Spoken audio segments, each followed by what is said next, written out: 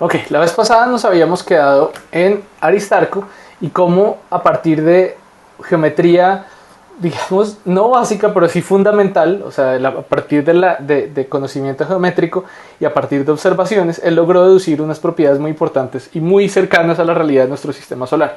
Que el Sol es mucho más grande que la Tierra, que la Luna es más pequeña que la Tierra, que el Sol queda mucho más lejos de la Tierra que la Luna. Y con esto él construyó entonces o propuso el primer modelo heliocéntrico.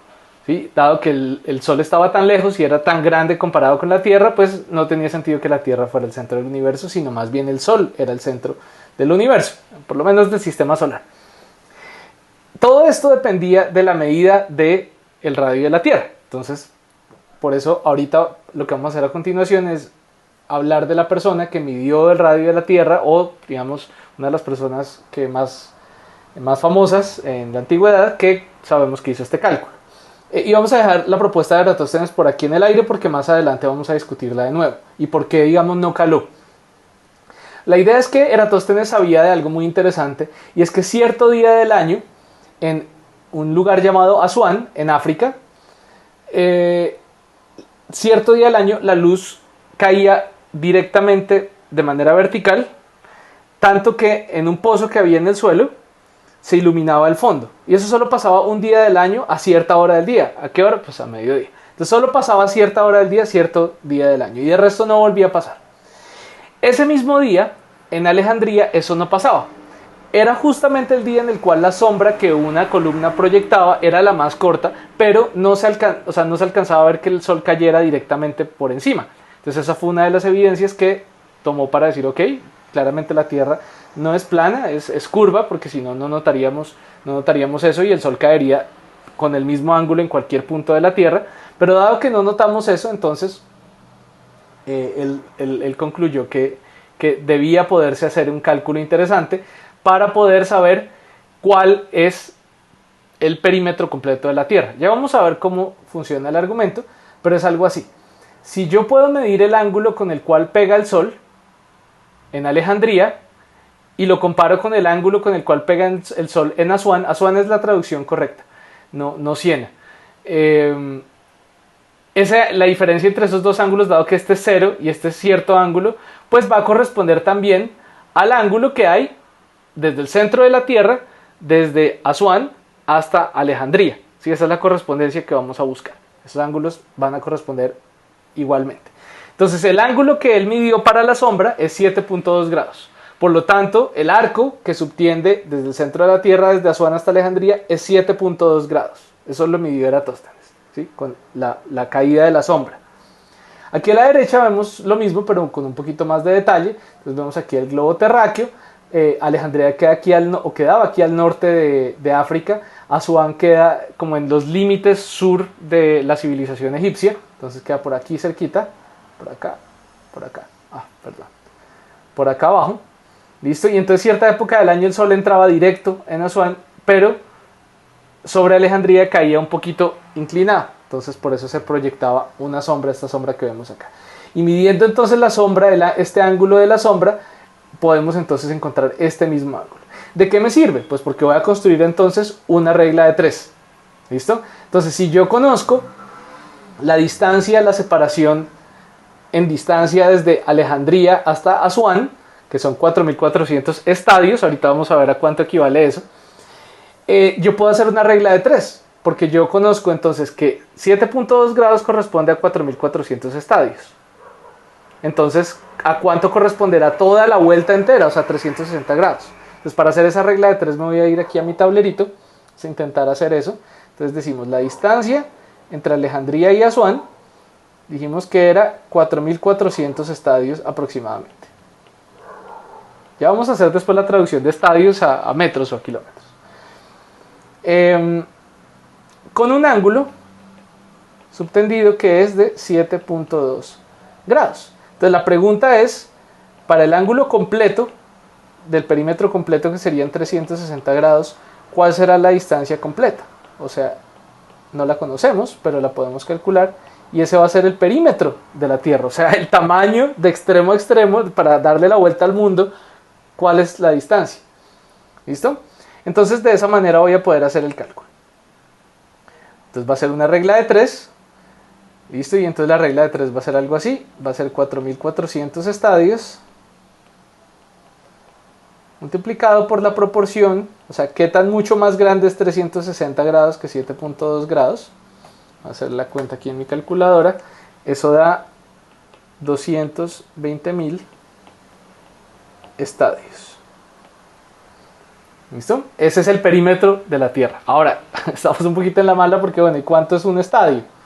¿No? Bueno, nos toca entonces irnos para acá y entonces hacer alguna estimación aproximada de lo que es un estadio. Un estadio es 157 metros aproximadamente. No sabemos realmente cuánto era esa medida.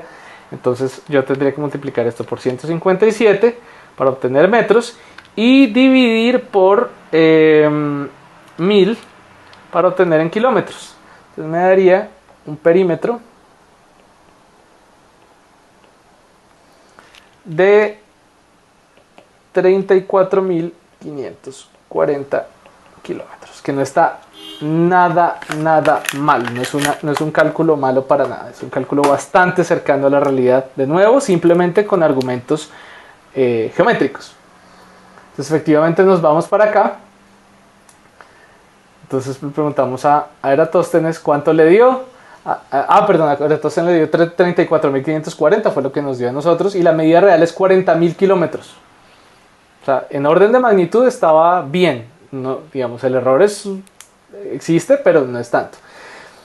Más adelante, otro pensador, Posidonius, hizo esa medida, pero no con el Sol, sino con Canopus, tratando de ver si podía comparar el alineamiento el mismo día del año entre Canopus y dos ciudades diferentes.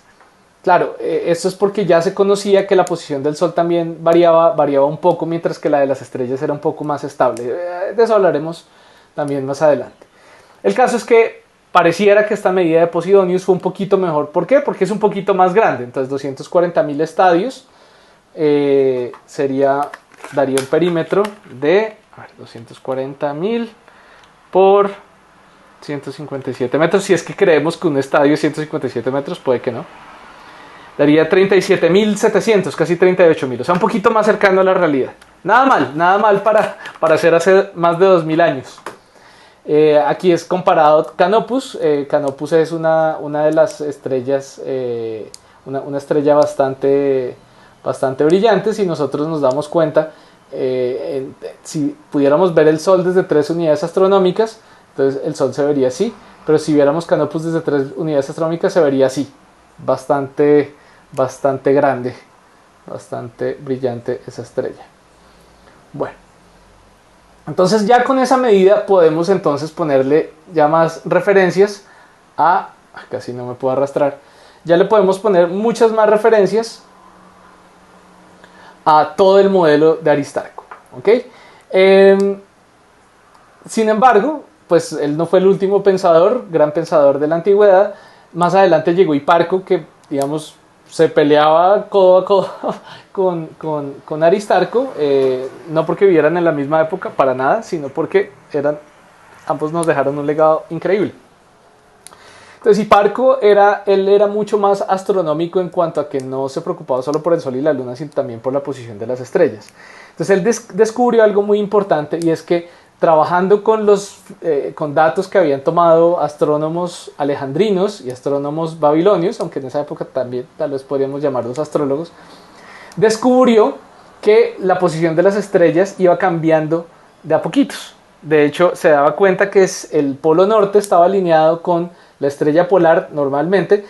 Había descubierto un corrimiento de 1 grado cada 75 años, o al menos eso fue lo que él midió. ¿Por qué lo pudo medir? Pues porque los babilonios habían estado tomando medidas durante cientos de años. Entonces era ya evidente que había un descuadre entre las posiciones medidas por los babilonios y las posiciones que él estaba midiendo en ese momento. Entonces lo que está ocurriendo de hecho es lo que se llama la precesión de los equinoccios, que es esta animación que vemos acá, y es que la Tierra está haciendo así, ¿sí? No solo está dando vueltas sobre su propio eje, sino que de hecho su eje también está dando vueltas de esta manera. Entonces por eso el polo norte actualmente apunta a la estrella polar, pero en cierta cantidad de años va a apuntar a Vega y después vuelve a apuntar a la estrella polar y así sucesivamente. El cálculo de Hiparco no fue exacto, creo que está un poquito descuadrado, pero pues digamos que lo pudiera medir es algo bastante impresionante. Él también, para catalogar estrellas, se inventó el concepto de magnitud, que vamos a elaborar mucho con detalle más adelante, para indicar el brillo de las estrellas, o sea, estrellas de primera, segunda, tercera, cuarta, quinta, sexta magnitud. También sentó las bases de la trigonometría, tomó, digamos, toda esta manera de hacer matemática de los babilonios, con matemática en base 6, y entonces sentó las bases de la trigonometría y puso los ángulos en términos de estos 360 grados. Como lo hizo Eratóstenes, seguramente no fue siguiendo este sistema. Vamos a hablar de las siguientes 4 con más detalle, de las siguientes 4 cosas que hizo Hiparco. Hizo un catálogo de estrellas, hizo una medición de la distancia a la Luna por medio de paralaje, o sea, otra medida un poquito diferente a la de Aristarco. Midió también la órbita, o más bien propuso una explicación para la duración variable de las estaciones, no la duración variable, la duración distinta para las estaciones. Propuso un modelo y también propuso algo que va a ser muy importante hoy, que es la teoría de los epiciclos, para explicar los objetos moviéndose a lo largo del sistema solar. Me gusta mucho hablar de esto porque nos queda evidencia muy real del primer catálogo estelar, digamos, que nos llega completo, de casi 900 estrellas. Lo podemos, digamos, ver actualmente gracias a que los romanos hicieron una copia de una estatua griega originaria de la época de Hiparco, donde era un Atlas, una de estas deidades que cargaba el mundo, pero en este caso cargaba la esfera celeste, o sea, la proyección de las estrellas sobre una esfera. Este tipo de esferas se llaman, digamos, esta familia de esferas que se utilizan para apuntar diferentes regiones del cielo e imaginarnos la ubicación relativa de las estrellas, se llama una esfera armillar. Esto es simplemente un mapa celeste, por así decirlo, y se puede ver plasmadas las diferentes constelaciones. ¿Sí? Entonces Hiparco, además de esto, él construía este tipo de esferas armillares que eran ya como aparatos un poco más sofisticados que simplemente un globito. Entonces esto es lo que nos queda de ese mapa de estrellas, de ese primer catálogo, con las constelaciones que conocemos actualmente. O sea, esto es un grabado de lo que está tallado en la piedra. Sin embargo, por aquí al sur vamos a ver que no vemos nada, y es porque pues, los griegos no conocían muchas constelaciones al sur, ¿sí? Por acá especialmente, y por acá hay pedazos que hacen falta, ¿sí? Son pedazos que no sobrevivieron el paso de los años, pero que lo tengamos todavía, y por acá todavía, eso es increíble.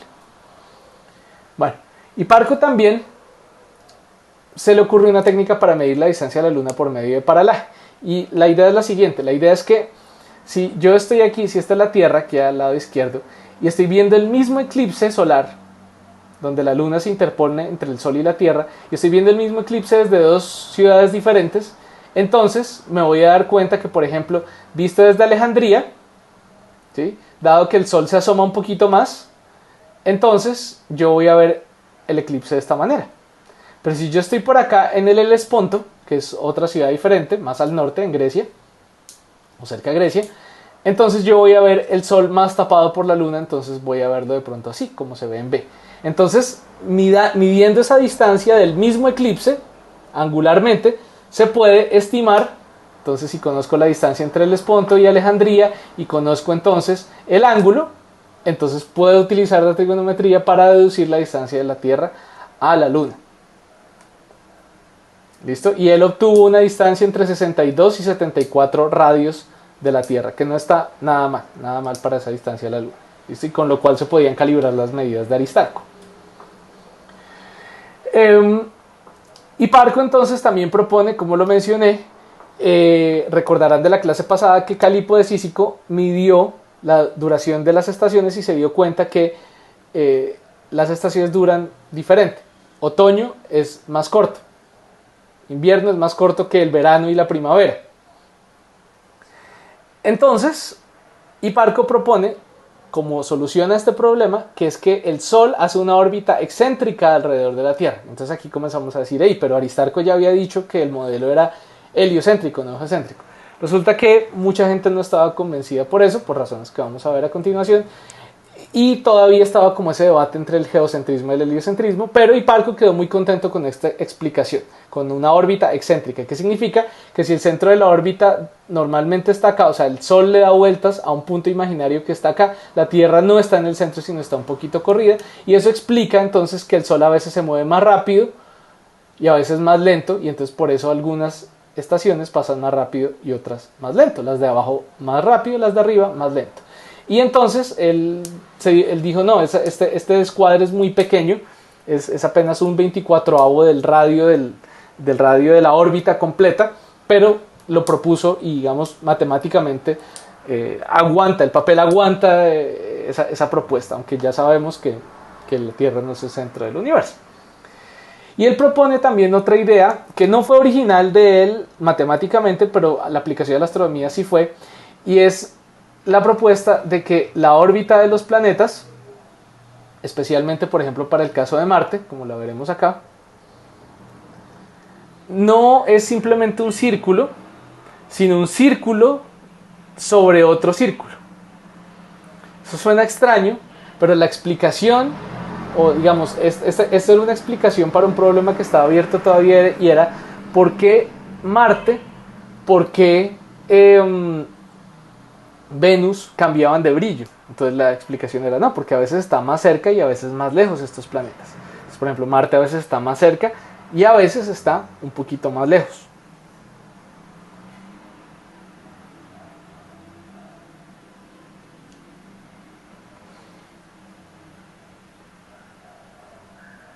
El que propuso matemáticamente esta idea de los epiciclos, o sea, círculos dando vueltas dentro de círculos, o sea, donde el eje de rotación de una de las órbitas está también dando vueltas en una órbita, o sea, como órbitas compuestas, fue Apolonio.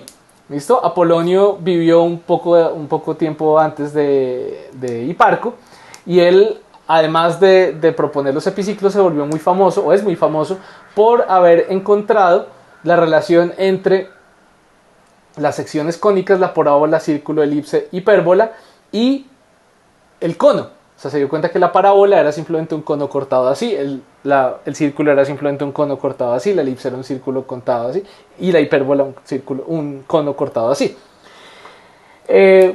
Fue un genio matemático absolutamente, el mismo Leibniz, quien inventó el cálculo integral y también desarrolló mucho la mecánica, la física mecánica. Decía, el que entienda Arquímedes, los trabajos de Arquímedes y Apolonio, admirará menos los logros de cualquier hombre que hubiera venido después. ¿Sí? Hiparco lo que hace es utilizar todas estas ideas de los epiciclos para explicar esto que él había acabado de decir. Por ejemplo, esta órbita excéntrica se puede explicar muy bien como un epiciclo. Si es una órbita excéntrica, es simplemente como una pequeña órbita cuyo centro está en otra órbita. Si se pueden imaginar aquí al lado derecho, si yo soy, por ejemplo, si yo estoy parado aquí en este puntico, empecemos por el 1, pero aquí en este puntico, y este puntico puede dar vueltas sobre este círculo, y a su vez este círculo gira según mande el círculo de aquí afuera, hacia la izquierda, perdón. Entonces yo podría simplemente generar otro círculo igualito. Si este punto lo que yo hago es, a medida que avanzo un poquito, desde la posición 1 hasta la posición 2, entonces giro. ¿Listo? A medida que me voy desplazando, este círculo de esta manera, entonces ahora el planeta gira, por ejemplo. Y entonces gira y gira y gira, y de esta manera entonces yo lo que podría trazar sería el mismo círculo, pero un poquito más alejado del centro, o sea, un círculo excéntrico, ¿sí? Yo puedo trazar, como se pueden dar cuenta, un círculo entre las posiciones 1, 2, 3 y 4. Y eso puede explicar precisamente esta propuesta de Hiparco sobre el Sol y las estaciones y su órbita. Entonces, el epiciclo en sí mismo viene siendo la órbita pequeñita. La órbita más grande se le denomina deferente, y por lo general el centro de estas órbitas se descubre que no es la Tierra, sino es un poquito alejado de la Tierra. ¿Listo? Va a ser un poquito excéntrico. Y entonces Marte va no solo a veces estar más cerca y a veces más lejos de la Tierra, sino que además va a tener este comportamiento retrógrado, que eso es algo que no podía explicar entonces otros modelos. ¿Sí? Por lo menos era un poco más complicado de explicar. Por ejemplo, con las esferas de Eudoxo, que hablábamos la vez pasada. Entonces, si la Tierra está en el centro del universo, Marte hace una trayectoria así epicíclica, como la que estamos viendo en este momento, y eso muestra que efectivamente cada cierto tiempo está más cerca, otros más lejos, se ve más brillante, menos brillante. No solo eso, sino que también tiene ese movimiento retrógrado. A veces avanza, pero a veces se devuelve y sigue avanzando, y así. Este es el modelo de Hipparco, que más adelante es más conocido como el modelo Ptolemaico del movimiento de los planetas. Ya sabemos que lo que está ocurriendo realmente es otra cosa diferente, y es que el movimiento de la Tierra es más rápido que el de Marte, y por eso a veces la Tierra ve Marte desde la izquierda y a veces desde la derecha, y ese movimiento que vemos de Marte es de hecho nuestro propio movimiento. ¿Sí? O sea, los dos estamos dando vueltas alrededor del Sol. ¿Sí? Entonces el movimiento retrógrado se explica sin epiciclos, simplemente porque la Tierra se está moviendo más rápido que Marte en su órbita alrededor del Sol. ¿Listo? Pero en ese momento pues no se sabía, o por lo menos no tuvo gran aceptación, y era, digamos, más sencillo y además más estético desde el punto de vista que el círculo era la figura perfecta, que podía explicar muy bien los movimientos de los planetas. Aquí estamos viendo, por ejemplo, el caso de la órbita de Júpiter. Entonces uno podría decir, bueno, si yo pienso que esa es la órbita de Júpiter respecto a la Tierra, ¿por qué no haríamos lo contrario? ¿Por qué no volteamos la arepa? Y digamos, pero de pronto es al revés, de pronto es la Tierra la que está dando vueltas hacia alrededor de Marte. Pero este diagrama muestra un problema con esa idea, y con la idea de que fuera la Tierra la que estuviera dando vueltas. Y por eso, digamos, se cayó el modelo de Aristarco de que la Tierra no era el centro del universo, sino lo era el Sol.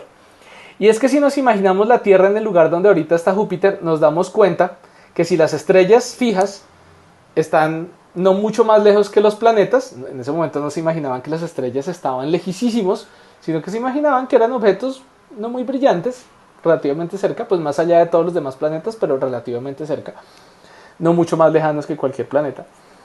Entonces, si fuera la Tierra la que estuviera en ese punto rojo, por ejemplo, dando vueltas alrededor de algún centro, entonces fíjense que a veces vería las estrellas, por ejemplo, de arriba, más brillantes. ¿Por qué? Porque estaría más cerca, entonces las vería más brillantes.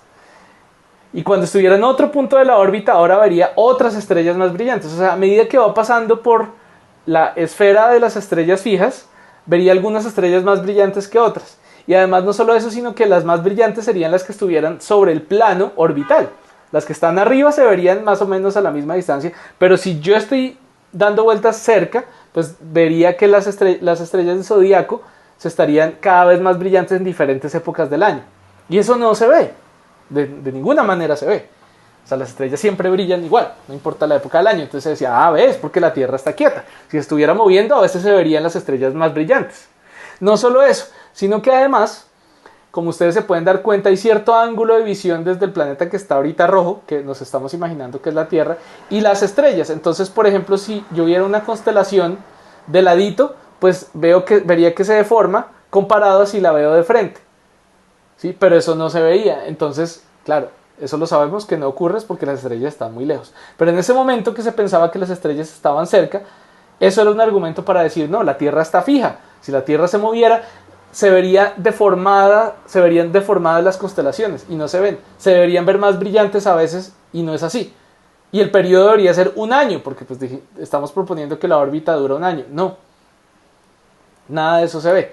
Entonces ese fue el argumento para tumbar la idea de Aristarco. O sea, a pesar de que tenía sentido lógico, como no se conocía la gravedad, la teoría de la gravedad, o detrás de las fuerzas de gravedad, pues no había manera de argumentar que el Sol, siendo más masivo o más grande, fuera el centro del sistema solar, ¿no? O sea, podía ser más grande, sí, Aristarco tenía razón en eso, pero estaba dando vueltas alrededor de la Tierra porque la Tierra tenía que estar fija. ¿Listo? Entonces recordemos lo que está pasando realmente, no nos olvidemos, a pesar de que es bastante llamativa estas ideas de los epiciclos, lo que está pasando es que la Tierra se está moviendo más rápido que Marte y a veces ve a Marte desde la izquierda, a veces desde la derecha, y entonces en ese movimiento se ve, pareciera que comparado con las estrellas del fondo, que Marte se ve sobre ciertas estrellas y a veces con otro fondo diferente, por lo tanto es como si Marte estuviera dando vueltas, devolviéndose. Pero eso no es lo que está pasando. Simplemente es un movimiento aparente. Entonces esa retrogradación es simplemente, es aparente. O sea, solo depende de nuestra posición respecto a al planeta que estemos viendo. Entonces, la idea de los epiciclos está basada, aunque en ese momento no se sabía, en la idea del análisis de Fourier. Y es que yo puedo dibujar casi cualquier figura con composición de movimiento de círculos, entre círculos, entre círculos, entre círculos. ¿Sí? Entonces, por ejemplo, al lado izquierdo estoy tratando de reconstruir una onda cuadrada con oscilaciones con movimiento de círculos dentro de círculos dentro de círculos. ¿Sí? De manera muy específica estoy logrando que pase de una sinusoidal a una que es más bien arriba, abajo, una onda cuadrada.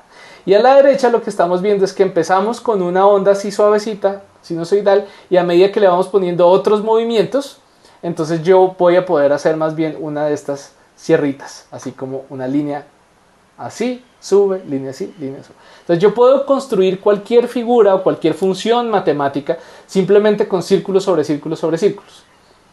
¿Sí? Y si yo necesito refinar más y más la figura que yo quiera dibujar, yo solo necesito poner más círculos dando órbitas cada vez más pequeñitas. Y la logro. ¿Por qué? Porque el análisis de Fourier lo que nos presenta es una posibilidad de representar cualquier función matemática que a mí se me ocurra como una aproximación. Una aproximación que puede ser tan buena como la cantidad de términos que yo ponga. O sea, la cantidad de círculos en este caso que yo ponga. ¿Listo? Hiparco y Apolonio no sabían esto porque pues no conocían todavía el cálculo, pero esencialmente los modelos epicíclicos funcionan bien porque si comienzan a funcionar mal, lo único que tengo que hacer es poner otro círculo, otro círculo, otro círculo y puedo reconstruir la órbita que yo quiera. Bueno, entonces después de Hiparco llegó Ptolomeo, pero fíjense que Ptolomeo ya estamos hablando casi 200 años después de Hiparco, unos 150 años después de Hiparco. Hiparco era antes de Cristo, Ptolomeo era después de Cristo, ya estaba metido en la época de la dominación romana. ¿Sí? De hecho, Ptolomeo tenía un nombre romano, Claudio. Era un griego, pero con nombre romano. Entonces Ptolomeo lo que hizo fue tomar todo este conocimiento anterior, todo este conocimiento de los astrónomos alejandrinos, prealejandrinos, y toma además muchos datos de movimiento de los planetas. Él no se confía en datos anteriores, sino él toma nuevos datos y comienza a rastrear la posición muy bien de los planetas, dependiendo de la noche, dependiendo de, mejor dicho, de todo. Y entonces él es capaz de encontrar que los planetas efectivamente a veces están más cerca a la Tierra, lo que llamaríamos el apogeo, a veces están más lejos, encuentra la excentricidad de sus órbitas aparentes, de hecho muy cercanas a los valores que podríamos medir actualmente.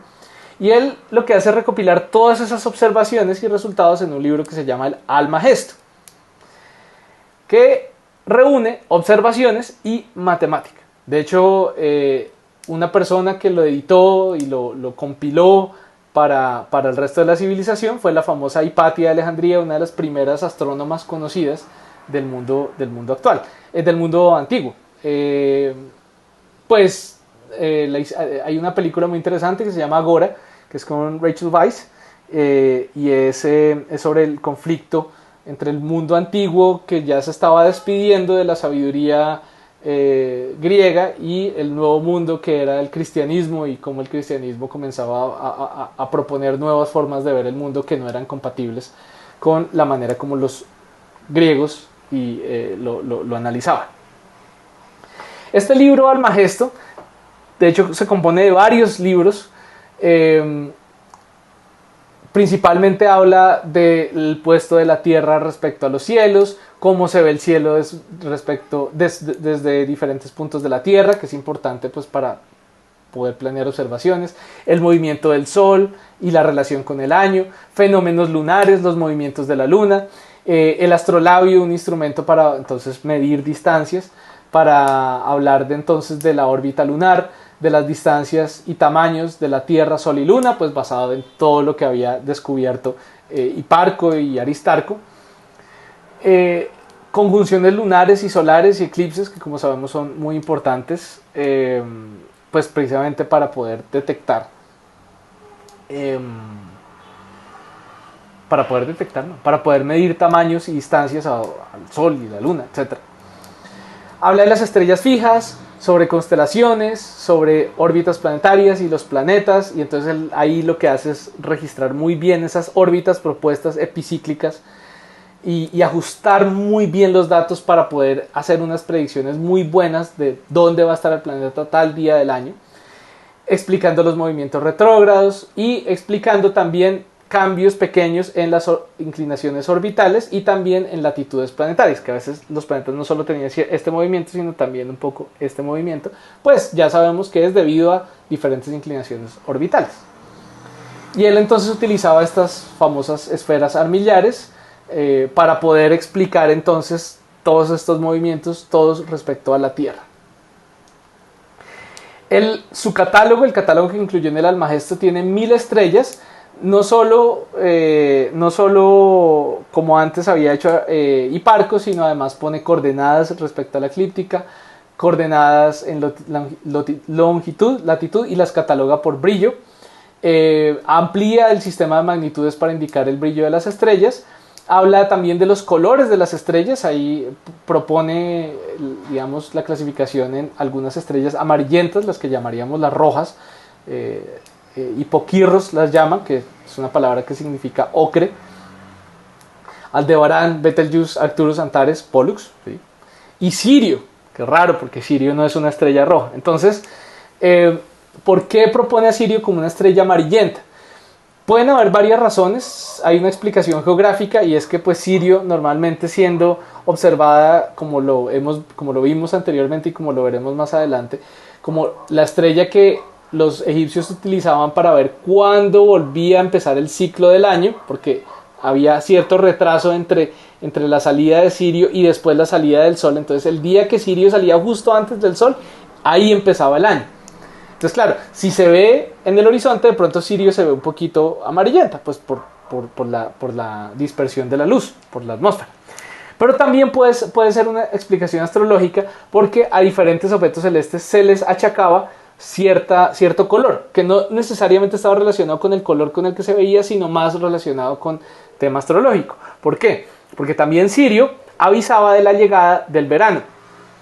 De hecho, Sirio está en una constelación que es el Can Mayor, ¿no? Y cuando, digamos, Sirio avisa que llega el calor, que en Europa se llama la canícula. Canícula viene de perro, igual de can, ¿no? Entonces, cuando uno, tal vez coloquialmente en español diría un calor de perros, o en inglés dog days, viene de ahí, viene que esa es la estrella asociada con la constelación del perro que avisa cuando llega el verano y comienza a hacer calor. Entonces puede que sea una explicación astrológica, desde que, pensando en que Sirio es una estrella pues asociada con el calor, y el calor lo asociamos muchas veces con el color rojo. Pero ¿para qué? Ahora sí, después de describir todo este trabajo de todos estos griegos, ¿para qué Ptolomeo se dedicó? O sea, ¿qué interés podría tener? ¿Quién le pagaba para hacer todo esto? O sea, el que hacía, ¿no? Pues esta era su labor, pero una labor astrológica en propósito, una labor astronómica y matemática en cuanto a lo que hacía, pero el propósito detrás de lo que hacía era astrológico, porque él pretendía, o lo que se pretendía era que, pudiendo predecir la posición muy bien de los planetas, entonces un astrólogo podría utilizarlo para predecir, por ejemplo, el clima, o predecir victorias militares, o predecir victorias políticas, o predecir desastres naturales, utilizando la información que se podía proyectar hacia adelante en el tiempo. O sea, era con la esperanza de que, si bien los dioses habían escrito en el cielo las señales, la esperanza era, si nosotros podemos proyectar hacia adelante, hacia el futuro las señales, podemos estar preparados para lo que sea que tengan los dioses para nosotros. Es el propósito astrológico de estas mediciones astronómicas. Bueno, de hecho el tema de Ptolomeo es un poquito más complejo porque él le tuvo que meter mucha más matemática al asunto porque él estaba buscando una precisión altísima. Él quería que por cientos de años la gente pudiera seguir calculando la posición de Marte, la posición de Venus y poder hacer entonces sus predicciones astrológicas. Entonces, una cuestión importante es que él se dio cuenta precisamente de la existencia de un punto ecuante o la necesidad de un punto ecuante, como les digo, para que el deferente de la órbita, ¿listo?, tuviera su centro entre la Tierra y un punto ecuante, un punto que equilibraría entonces esa rotación. Vamos a ver para qué sirve o cuál es la necesidad de ese punto ecuante para el epiciclo, para referenciar el epiciclo. Y es porque él se dio cuenta que si bien los planetas pareciera que tuvieran unas órbitas pues que seguían cierta deferente, también a veces se movían más rápido y a veces más lento. ¿Sí? Entonces, por ejemplo, si un planeta se está moviendo a lo largo de esta deferente, por aquí, deferente, recuerden que es el círculo principal, el grandote, y el epiciclo es el chiquito. Se daba cuenta que a veces los planetas se movían más rápido y a veces más lento. ¿Sí? ¿Por qué más rápido? Pues porque, por ejemplo, acá recorren más distancia en el mismo tiempo que acá. ¿Listo?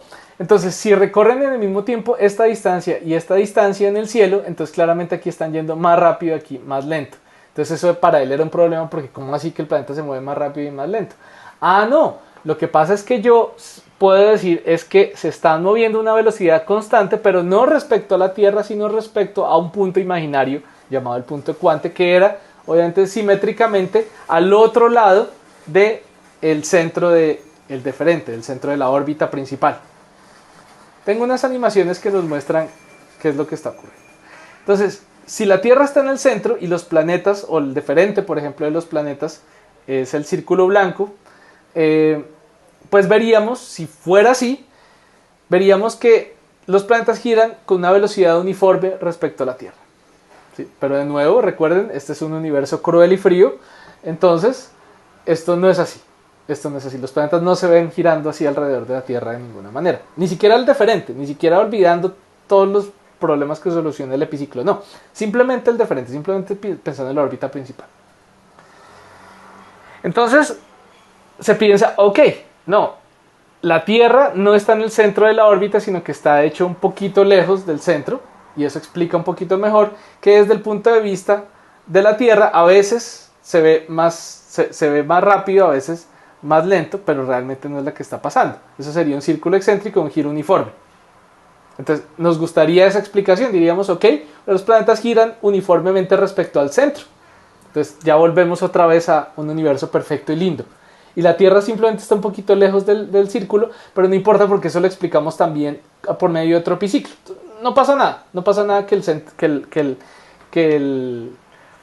la Tierra no esté en el centro de la órbita. Lo que importa es que los planetas giren de manera perfecta y uniforme alrededor del centro de la órbita. Nos gustaría que el mundo fuera así, que el universo fuera así, pero no es así, tampoco. Entonces, en la búsqueda de la perfección Ptolomeo se da cuenta que eso tampoco es tan bonito. Entonces él le toca buscar una explicación, y es que los planetas sí giran con una velocidad constante, pero no respecto a la Tierra, no respecto al centro del deferente, sino respecto a un punto ecuante, a un punto al otro lado, como si hubiera una antitierra y un punto antiterrestre al otro lado del centro de la órbita del deferente, y alrededor de ese punto ahí sí giran con velocidad constante los planetas, pero desde nuestro punto de vista a veces giran más rápido, van más rápido, a veces más lento. Sí, que era lo que decíamos hace un par de diapositivas. Abajo giran más rápido, más rápido, y arriba giran más lento. Pero respecto al punto ecuante, la velocidad es constante. Respecto a la Tierra no, pero respecto al punto ecuante sí. Y eso lo introdujo Ptolomeo. Funcionaba muy bien porque permitía hacer predicciones de las órbitas muy buenas, pero a casi nadie le gustaba ese artefacto matemático. O sea, matemáticamente esto es demasiado complicado, demasiado problema. O sea, digamos, aparte de su poder predictivo, no era mucho mejor desde el punto de vista teórico que las esferas de Eudoxo. ¿sí? No, realmente no era demasiado traído de los caballos. Aquí la diferencia en cómo se ven, cómo se verían las órbitas de los planetas con los tres escenarios anteriores. El que se observa es el rojo. A veces más lento, a veces más rápido. Eso es lo que se ve. ¿Sí? El movimiento en verde y el movimiento en amarillo no se ve. O sea, movimiento uniforme respecto a la Tierra, no. Movimiento uniforme respecto al centro de la órbita, no. Eso no se ve. Lo que se ve es el movimiento en el punto rojo que requiere el punto ecuante para explicarlo. Bueno, a pesar de todo, Ptolomeo no logró explicar del todo bien la órbita de Mercurio, porque la órbita de Mercurio tenía, pues, además de ser bastante, digamos, tener una elipticidad bien notoria, que, digamos, era bien artificioso describirla por medio de epiciclos, se podía, pero un poco artificioso. Además tenía movimientos verticales y horizontales difíciles de explicar. Los intentó también explicar por epiciclos, pero realmente era difícil. Entonces esas oscilaciones adicionales al norte y al sur del plano orbital, no solo para Mercurio sino para Venus, digamos que él logró meter más y más epiciclos para explicar. Pero recuerden lo que les decía, pues si uno mete los suficientes epiciclos, si uno mete los suficientes términos en la aproximación, puede uno llegar a cualquier función que uno se le ocurra. Y entonces él proponía la siguiente idea que me gusta plasmarla acá, que es la siguiente. Ptolomeo entonces escribe, un poco como previniendo las quejas, ¿no?, de que la gente decía, eso está muy complicado. Él decía, no, que nadie mirando las imperfecciones de nuestras elaboraciones humanas juzgue nuestras hipótesis que proponemos aquí como artificiales. Porque tenemos que proceder desde que lo que existe en los cielos y los movimientos es inmutable. Y desde ese punto de vista, todos estos objetos y movimientos parecerían ser simples. O sea, es casi que nosotros los que se nos complica un poco, pero pues realmente tampoco lo planteaba como algo demasiado complicado. Pero bueno, ya sabemos, y ya para terminar de apuntalar esta idea, que si bien las ideas de Ptolomeo a la izquierda, ¿no?, las órbitas en epiciclos, se explican mucho mejor con el modelo copernicano, ¿no?, de absolutamente heliocéntrico. Explican la misma trayectoria de retrogradación de los planetas sin tantas aproximaciones. ¿Listo? Igual para Venus, ¿sí? Por ejemplo, para Venus, que es mucho más notorio, también se explica muy bien, simplemente considerando entonces la diferencia entre el movimiento de Venus y el movimiento de la Tierra. Esto es un poquito para demostrar qué podemos construir por epiciclos. Y es que resulta que yo puedo, si construyo suficientemente inteligente los epiciclos, puedo hacer pasar al punto rojo a través de los puntos que a mí se me dé la gana. Y este enlace los va a llevar a una simulación, a un simulador de epiciclos. Ustedes le ponen una figura que ustedes quieren lograr, unos puntos que ustedes quieren golpear, y el generador de epiciclos les genera un círculo sobre otro círculo sobre otro círculo, que a través de su movimiento les pasa por todos los puntos que ustedes quieran. Fíjense, por ejemplo, este epiciclo. Bueno, son muchísimos de hecho. Yo puedo rastrear cualquier figura geométrica con una aproximación lo suficientemente grande. Detrás de esto lo que hay es análisis de Fourier. Eso por si lo quieren averiguar. Bueno, quiero aprovechar aquí para discutir un poquito más en profundidad lo que hablábamos sobre el rol de la astrología aquí. Y a continuación, después de terminar esto me lleva también entonces al colapso de este mundo, de esta manera de ver el mundo, a donde se preservó todo este conocimiento y se llevó más adelante para hablar de la astronomía árabe. Pero bueno, la idea es que quería hacer como esta diferencia grande entre cómo los griegos veían la astrología versus cómo los babilonios lo veían.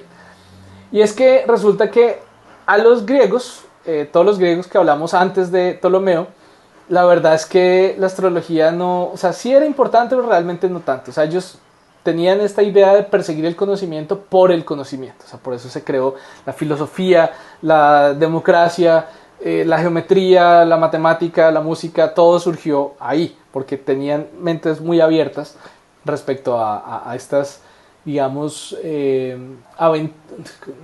como aventuras humanas, ¿no? Mientras que los romanos eran gente de poco humor, muy eficiente, muy, digamos, de una línea muy práctica. Y entonces a ellos no les gustaba nada de esa manera de ver los griegos. Entonces, lo que sí les gustaba mucho, porque eran muy supersticiosos, era la astrología, o sea, era la adivinación, las artes místicas. Entonces la astrología se volvió muy popular cuando todos los reyes helenísticos, los reyes de esa Grecia antigua, cayeron y pues los romanos llegaron y dominaron la península. Entonces, como veían los babilonios, la astrología era los dioses pusieron esas señales en el cielo para interpretarlas a nosotros, mientras que los griegos lo veían un poquito diferente. Lo veían un poquito como el movimiento de los planetas tiene un efecto sobre lo que ocurre en la Tierra, que es un poco como todavía se entiende un poco este asunto de la astrología, pues actualmente.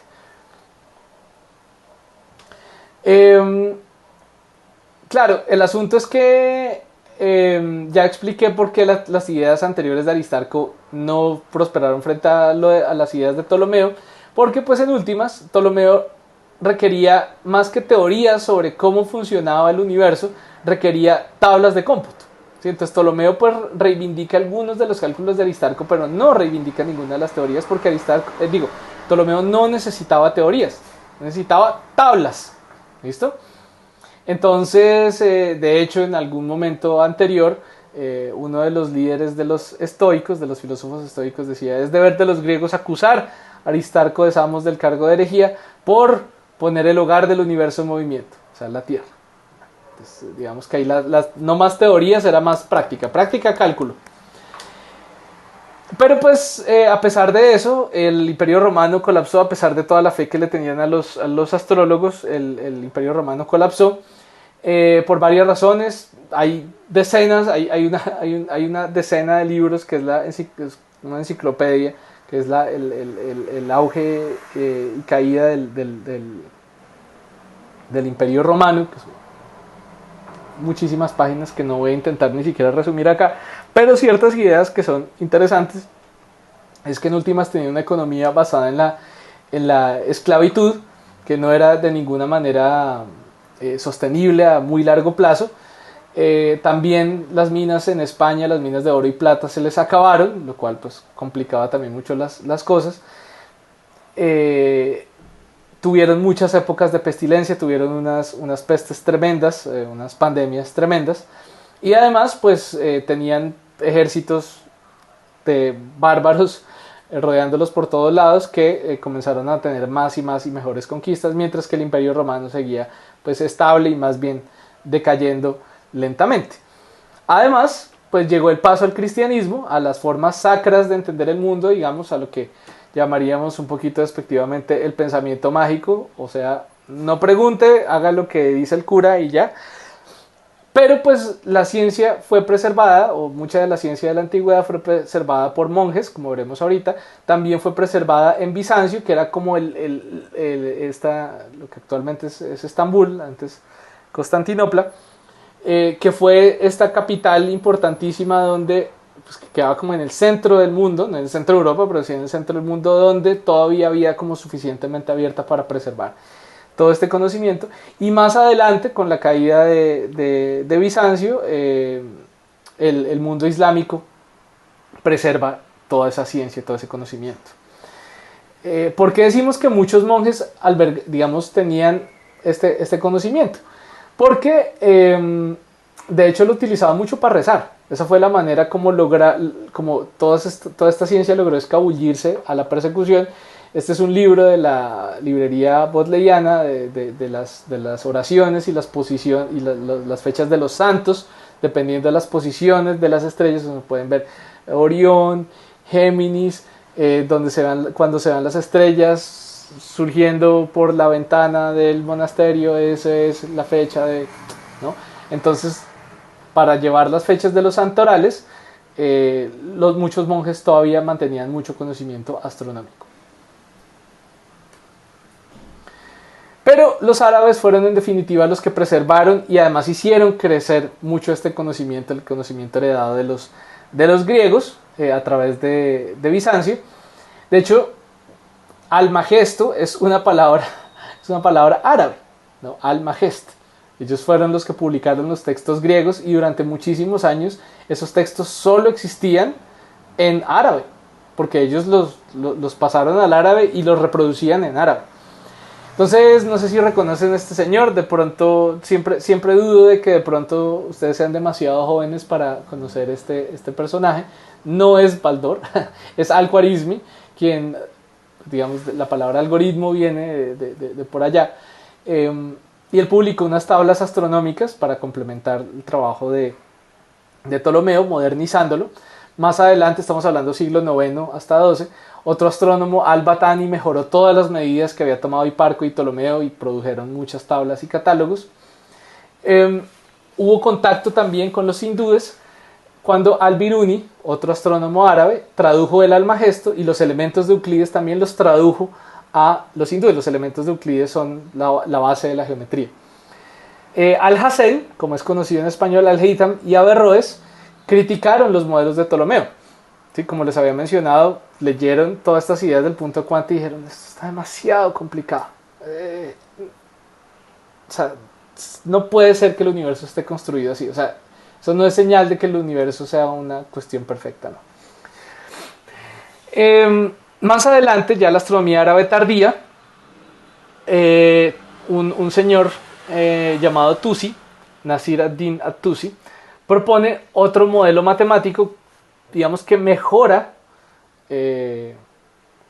estas ideas de esta construcción de los epiciclos, poniendo que los ejes de los círculos no necesariamente tenían que estar sobre otro círculo, sobre otro diferente, sino podían estar, por ejemplo, por dentro, como se ve en la animación de aquí abajo.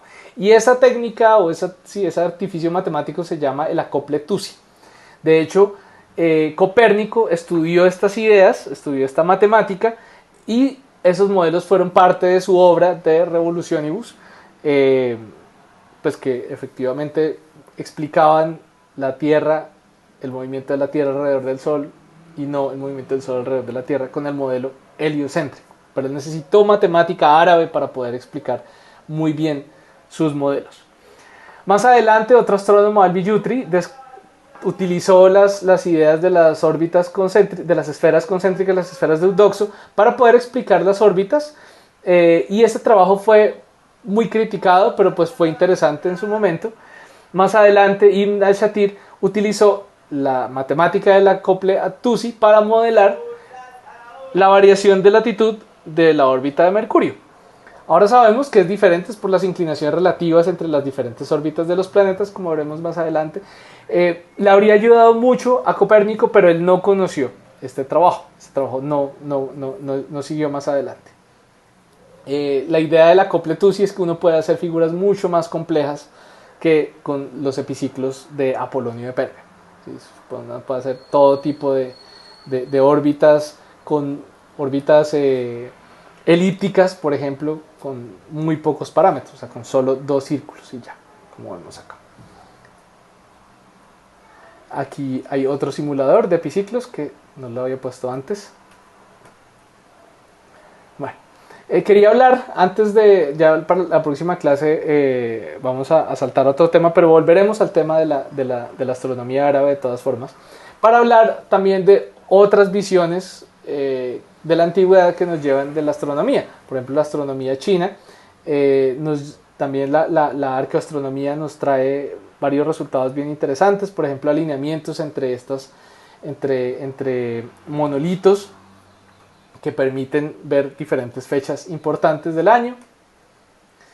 ¿Sí? Como podemos ver acá, bueno, tanto como monolitos no, pero sí como estructuras verticales, tal vez es la mejor manera de describirlo. Para fechas importantes, ¿sí? También se han encontrado a lo largo y ancho de China gnomones, ¿no? Como estos objetos verticales, estos postes para medir la posición del Sol en diferentes épocas del año. También ellos nos llegan registros de eclipses de Sol, lo cual nos ayuda también a rastrear eventos y a poner como fechas sobre eventos importantes, ¿no? Como qué pasó ese día, de ahí nos llega, entonces podemos rastrear la fecha con mucha precisión. También, por ejemplo, hicieron crónicas de los cometas. Entonces, por ejemplo, fueron de las primeras civilizaciones, o la primera civilización seguramente, en registrar el paso del cometa Halley, 613 antes de Cristo. Halley estamos hablando de 1600, 1700 después de Cristo. Registraron auroras boreales, registraron estrellas invitadas, o como le decían en chino, de hecho que ahora las conocemos como novas, o supernovas, que viene de la palabra nova, nueva, estrellas que antes no estaban y de un momento a otro sí estaban. La que ahora conocemos como la nebulosa del Cangrejo fue una explosión de supernova en el año 1054 que registraron los chinos. Bueno, aquí hay unos libros, unas referencias de las cuales saqué parte de esta información. Quiero rescatar mucho este de acá, que me lo recomendó el profesor Carlos Molina, que trae un montón de información sobre astronomía antigua, cómo los antiguos veían el cielo y qué evidencia científica tenemos de eso. O sea, no simplemente como echar globos y ya, sino desde una perspectiva histórica, desde una perspectiva astronómica, qué visiones del mundo había anteriormente, ¿vale? Y bueno, y de hecho cuál hay también desde ciertas perspectivas etnoastronómicas. Entonces ya con eso le damos paso al siguiente tema. Ya por hoy ya no es más.